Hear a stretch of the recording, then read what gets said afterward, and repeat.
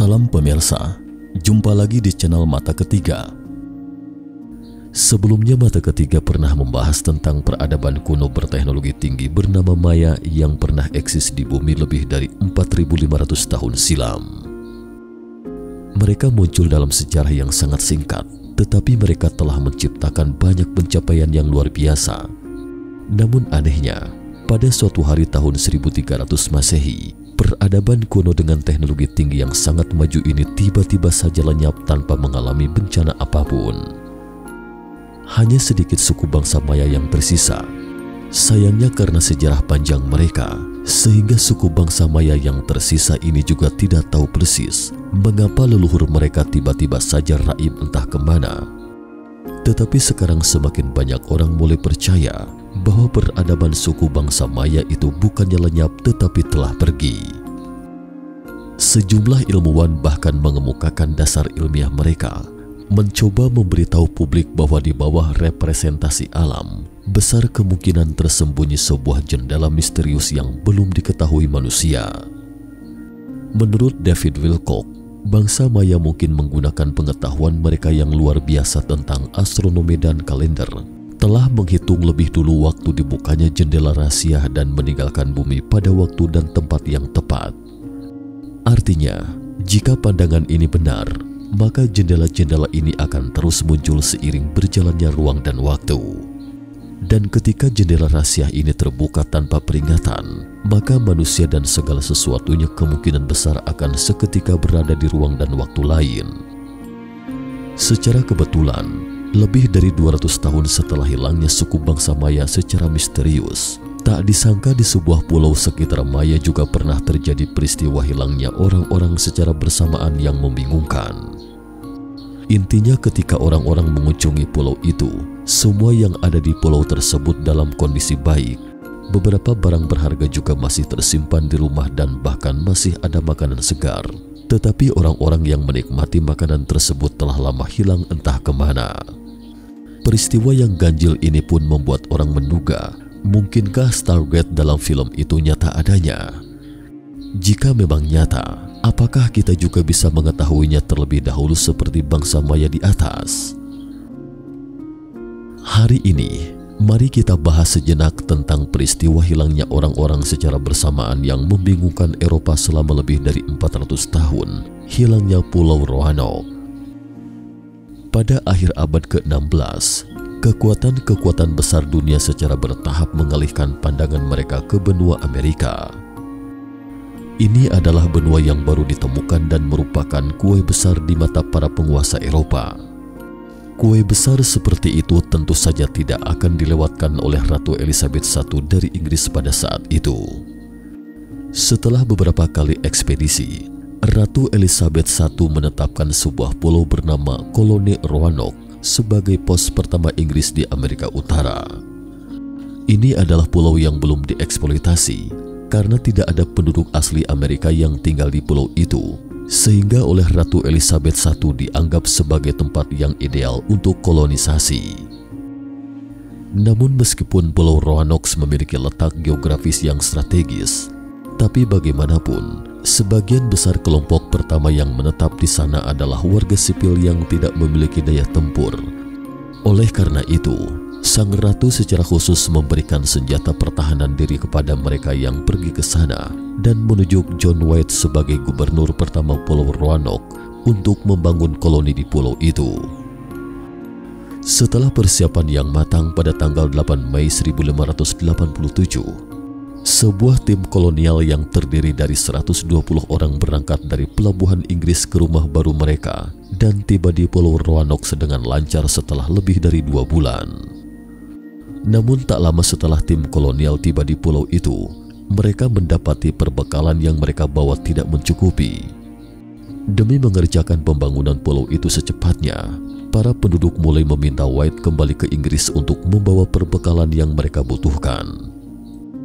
Awalnya Gubernur White tidak mau karena putrinya Eleanor White Dare juga berada di tim yang sama dan baru melahirkan Virginia Dare cucunya.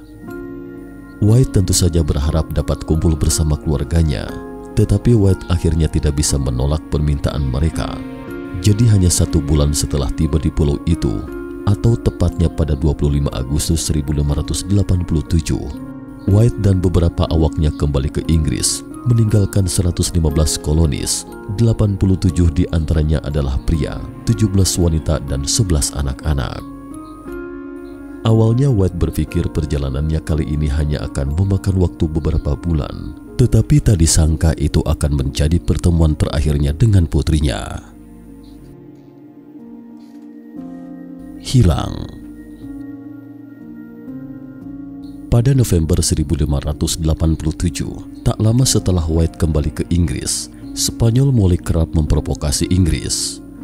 Melihat perang akan segera meletus kapan saja, Ratu Elizabeth I memerintahkan agar semua kapal yang ada di wilayah tersebut harus bekerja sama dengan negara untuk mencegah armada Spanyol yang sewaktu-waktu akan menyerang. Tentu saja itu juga termasuk kapal White. Hingga 3 tahun kemudian, White akhirnya mendapatkan izin untuk berlayar. Setelah lebih dari 2 bulan berlayar, akhirnya pelaut datang melapor bahwa mereka telah melihat daratan. Mendengar laporan itu, White segera mengambil teleskop dan melihat pulau itu. Namun dia terkejut melihat pembangunan pulau itu jauh lebih sempurna daripada ketika dia pergi. Dia melihat beberapa rumah dan tembok yang baru dibangun. Detik itu juga akhirnya White merasa lega karena segera akan bertemu dengan putrinya. Ketika perahu merapat, White seakan berlari langsung ke pemukiman penduduk pulau itu. Tetapi tak lama kemudian, dia mulai menyadari seisi pulau itu sangat sunyi, bahkan gelak tawa nakal anak-anak juga tidak terdengar. Yang lebih aneh lagi, ketika White dan lainnya mengelilingi pulau, mereka tidak melihat seorang pun di seluruh pulau. Karena ada sebuah rumah kayu di lokasi dan meninggalkan jejak yang dihancurkan, White pun berpikir, jangan-jangan hal itu dikarenakan penduduk pulau itu diserang oleh penduduk asli pulau-pulau lain. Lagi pula kejadian seperti itu sangat sering terjadi dalam proses penjajahan, tetapi tak lama kemudian, mereka pun menduga bisa jadi penduduk asli pulau-pulau terdekat lainnya membongkar kayu pondok itu untuk dipakai sendiri karena melihat tidak ada seorang pun di sana. Karena selain rumah itu, tidak ada tembok penghalang di sekitarnya yang mengalami kerusakan. Bahkan di beberapa tempat tinggal warga ditemukan kentang utuh yang belum disentuh, termasuk senjata pertahanan diri yang diberikan ratu kepada mereka. Semuanya tertata rapih di tempat semula. Jika warga berencana pindah ke tempat lain secara kolektif, mustahil tidak membawa senjata untuk berjaga-jaga. Yang paling penting adalah, selain tidak ada tanda-tanda serangan, juga tidak ditemukan sesosok mayat pun di lokasi. Terkesan seolah orang-orang ini tiba-tiba keluar dan akan segera kembali nantinya. Satu-satunya yang tidak sama adalah tidak ada yang pernah melihat lagi 115 kolonis yang ditinggalkan di pulau tersebut sejak itu. Petunjuk.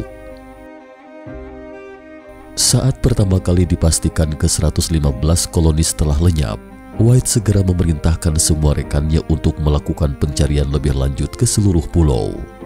Namun setelah beberapa hari penyisiran, jangankan orang, bahkan makam pun tidak ditemukan. Satu-satunya petunjuk yang ditemukan adalah kata Krotoan dan Kro yang diukir pada pintu benteng dan sebatang pohon yang berada di dekatnya. White tampak bersemangat, kemudian segera meminta kapten untuk berlayar, tetapi keinginan terkadang selalu tidak sesuai dengan harapan. Terjangan badai yang tiba-tiba membuat kapal White selalu gagal menuju pantai. Bahkan beberapa pelaut tersapu ke laut saat badai menerjang.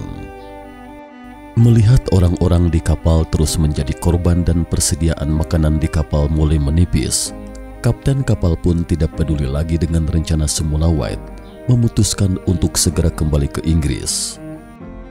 Sementara itu, White sendiri jatuh sakit setelah kembali ke Inggris dan meninggal pada tahun 1593 Masehi. Meskipun White telah meninggal, namun penyelidikan terhadap para imigran atau kolonis di Roanoke tidak berakhir dengan kematiannya. Pada tahun 1701 Masehi, penjelajah Inggris bernama John Lawson mengunjungi penduduk pulau Kroatoan yang merupakan satu-satunya petunjuk. Benar saja di bawah usahanya, seorang tetua setempat mengatakan kepadanya bahwa memang ada beberapa leluhur kulit putih di pulau itu. Mendengar itu, John langsung mengambil kesimpulan. Dia percaya bahwa 115 kolonis itu pasti tinggal di Pulau Croatoan, tapi bukti itu tidak lengkap jika tidak ada bukti fisik. Jadi lebih dari 300 tahun kemudian, atau tepatnya pada tahun 2015, sekelompok ilmuwan kembali ke Pulau Croatoan untuk menyelidiki berdasarkan petunjuk terkait.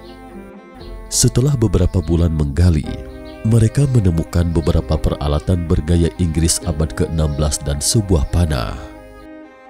Ketika berita itu disiarkan oleh media, orang-orang pun berpikir bahwa misteri besar yang telah berlangsung selama lebih dari 400 tahun ini akhirnya akan terpecahkan. Tetapi tak lama kemudian, arkeolog mengumumkan bahwa menurut penelitian mereka, artefak-artefak tersebut adalah hasil karya setelah tahun 1701 dan bukan milik para kolonis yang hilang pada tahun 1587. Selain penelitian ini, dalam beberapa tahun terakhir, para ilmuwan telah melakukan tes berdasarkan DNA penduduk pulau itu, dan hasilnya menunjukkan bahwa mereka tidak memiliki darah keturunan Eropa, apalagi keturunan koloni terkait di atas. Pada intinya, baik koloni di Pulau Roanoke paling awal atau Pulau Croatoan kemudian, tidak ditemukan kerangka Eropa yang sesuai dengan usianya.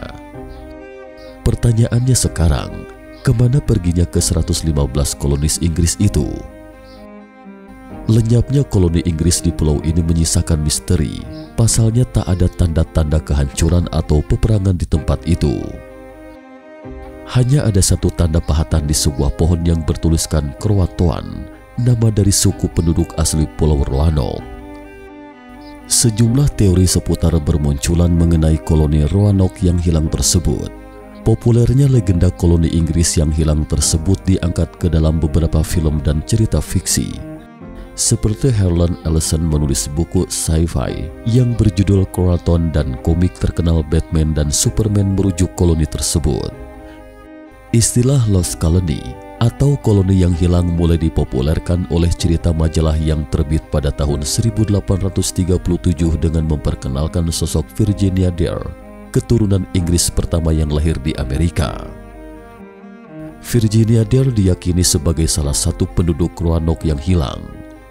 Sebagai anak kulit putih pertama di dunia baru, Virginia Dare menjadi simbol kuat di kalangan nasionalis kaum kulit putih. Selama belasan tahun, tim peneliti dan arkeolog bekerja sama menggali situs-situs di Pulau Roanoke yang mendukung teori Lost Colony melebur dengan suku asli. Pada tahun 2015, National Geographic menguraikan penemuan sebuah mangkok khas Inggris yang pecah, sebuah gagang pedang dan pecahan papan tulis yang berserakan di antara sisa-sisa jasad anggota suku Indian Croatoan di Pulau Hatteras. Bukti menunjukkan mereka berasimilasi dengan penduduk asli Amerika sambil membawa barang-barang mereka, ungkap arkeolog Mark Horton dari Universitas Bristol.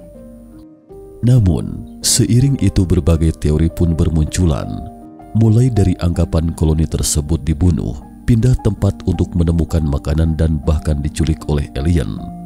Namun kebenarannya masih dipertanyakan hingga sekarang. Kuburan iblis mengacu pada tempat yang paling mematikan di dunia. Pada tahun 1972, seorang biologis Amerika, Evan Terence Sanderson, menerbitkan sebuah artikel di majalah saga berjudul The 12 Devil's Graveyard. Artikel tersebut menyebutkan bahwa banyak fenomena misterius dan tidak dapat dijelaskan di planet ini berdasarkan penelitiannya selama bertahun-tahun, seperti hilangnya pesawat yang tidak dapat dijelaskan, fenomena aneh yang disaksikan di laut atau di udara dan semacamnya. Semua fenomena ini ternyata terkonsentrasi di 12 lokasi misterius ini, termasuk yang paling terkenal segitiga Bermuda. Laut Setan juga dikenal sebagai segitiga setan, segitiga naga, segitiga Formosa, dan sebagainya. Bahkan Pulau Roanoke yang disebutkan di atas juga muncul di gambar peta ini dan letaknya nyaris berdekatan di sebelah segitiga Bermuda. Ada yang pernah mengatakan bahwa banyak kasus hilangnya suatu objek di belahan dunia. Mengapa sebagian besar orang berpikir segitiga Bermuda adalah tempat yang paling membingungkan? Karena kita hanya fokus pada peristiwa yang terjadi di sini. Memang benar ada kemungkinan ini, tetapi pernyataan seperti ini tidak dapat menjelaskan kejadian berikut di bawah ini. Miami Airport adalah bandara internasional yang terletak di semenanjung Florida, Amerika Serikat. Pada tahun 1969, saat National Airlines 727 Amerika Serikat hendak mendarat di Bandara Miami, petugas di Menara Kontrol menemukan pesawat sipil 727 itu tiba-tiba hilang dari radar menjelang pendaratan. Sirine seketika berbunyi. Petugas di ruang kendali lalu lintas udara Miami segera berusaha menemukan pesawat dengan berbagai cara. Ada yang mengontak kru pesawat dengan radio, ada yang menatap layar radar, tetapi tidak ada yang menemukan penerbangan Boeing 727 Amerika Serikat. Saat tim penyelamat Search and Rescue SAR lepas landas menuju ke lokasi di mana penerbangan 727 terakhir menghilang, penerbangan 727 kembali muncul di radar. Kemunculannya berada di tempat yang sama dengan lokasi sebelum lenyap dari radar, tetapi waktu telah lewat 10 menit dengan waktu sebelumnya. Semua perangkat di pesawat yang dapat menampilkan waktu semuanya tampak 10 menit lebih lambat, seolah-olah orang-orang di pesawat semuanya dalam keadaan diam saat pesawat hilang. Peneliti fenomena supernatural Charles Freiberg Berlitz pernah menyebutkan dalam buku Segitiga Bermuda bahwa insiden penerbangan 727 pernah mendapat perhatian FBI. Saat itu mereka bahkan mewawancarai sang kapten, namun hingga akhirnya FBI masih belum bisa memastikan mengapa pesawat tersebut tiba-tiba hilang dan muncul kembali di tempat yang sama. Dalam hal ini, David Wilcock pernah menyebutkan dalam bukunya The Short Field Investigation bahwa planet-planet di tata surya akan bergerak secara geometris, dan ketika planet bergerak ke posisi tertentu, kemungkinan akan membuka pintu ke dimensi lain. Yang terpenting adalah semakin banyak ilmuwan yang setuju dengan pandangan ini, bahkan ada yang memperkirakan kapan pintu dimensi lain itu akan terbuka. Tentu saja ini lain lagi alur ceritanya. Mata ketiga akan mengupasnya di lain kesempatan bersama pemirsa. Cukup sekian dulu topik kita hari ini. Jika suka dengan video mata ketiga, jangan lupa like, subscribe, dan share. Terima kasih atas perhatiannya dan sampai jumpa di episode berikutnya.